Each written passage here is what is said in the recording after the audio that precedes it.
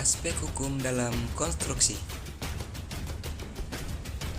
Jasa konstruksi mempunyai peranan penting dalam strategis dalam pencapaian berbagai sasaran guna menjunjang terwujudnya tujuan pembangunan nasional, di mana pembangunan nasional bertujuan untuk mewujudkan masyarakat adil dan makmur yang merata material dan spiritual berdasarkan Pancasila dan Undang-Undang Dasar 1945.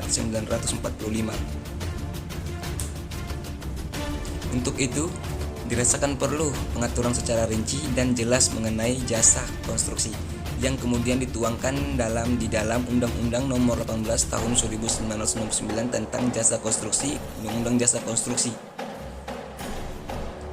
1. Jasa konstruksi secara umum. Jasa konstruksi adalah layanan jasa konsultasi perencanaan pekerjaan konstruksi, layanan jasa pelaksanaan pekerjaan konstruksi, dan layanan jasa konsultasi pengawasan pekerjaan konstruksi. 2. Perizinan bagi penyedia jasa konstruksi. Penyedia jasa konstruksi yang berbentuk badan usaha harus memenuhi ketentuan perizinan usaha di bidang jasa konstruksi dan memiliki sertifikat klasifikasi dan kualifikasi perusahaan jasa konstruksi. 3. Pengikatan suatu pekerjaan konstruksi. Pengikatan dalam hubungan kerja jasa konstruksi dilakukan berdasarkan prinsip persaingan yang sehat melalui pemilihan penyedia jasa dengan cara pelelangan umum atau terbatas. Dan dalam keadaan tertentu, penetapan penyedia jasa dapat dilakukan dengan cara pemilihan langsung atau penunjukan langsung. 4. Kontrak kerja konstruksi. Pengaturan hubungan kerja konstruksi antara pengguna jasa dan penyedia jasa harus dituangkan dalam kontrak kerja konstruksi. 4. Suatu kontrak kerja konstruksi dibuat dalam bahasa Indonesia, dan dalam hal kontrak kerja konstruksi dengan pihak asing, maka dibuat dalam bahasa Indonesia dan bahasa Inggris. 5. Peranan masyarakat dan masyarakat jasa konstruksi. Masyarakat juga memiliki peran dalam suatu penyelenggaraan pekerjaan jasa konstruksi. 5. Masyarakat jasa konstruksi merupakan bagian dari masyarakat yang mempunyai kepentingan dan kegiatan yang berhubungan dengan usaha dan pekerjaan jasa konstruksi. 6. Peran pemerintah. Pemerintah juga memiliki peran dalam penyelenggaraan suatu jasa konstruksi, yaitu melakukan pembinaan jasa konstruksi dalam bentuk pengaturan, pemberdayaan, dan pengawasan.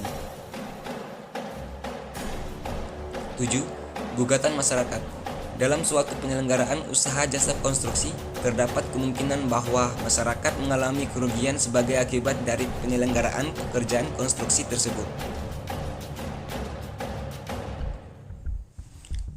B. Indikator kelemahan atau permasalahan dalam proses pelelangan.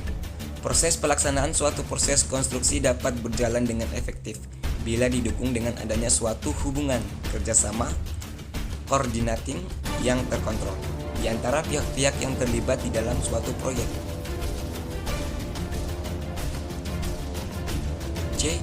Rencana mutu proyek, singkatan RMP. Rencana mutu proyek menjadikan bagian yang amat penting dalam kegiatan satuan kerja di lingkungan Departemen PU. Sebagai amanat Kapmen PU nomor 362 KPTS M 2004 tentang penerapan sistem manajemen mutu di lingkungan Departemen PU, sebagaimana yang didefinisikan dalam standar SNI 19/2001, bahwa proyek adalah suatu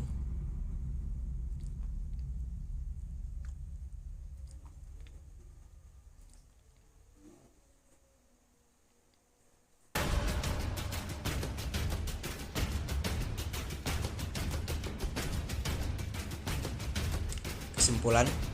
Proses pelaksanaan pengadaan barang jasa konstruksi dapatlah berjalan dengan efektif bila didukung dengan adanya suatu hubungan kerjasama koordinatif yang terkontrol di antara pihak-pihak yang terlibat dalam suatu proyek.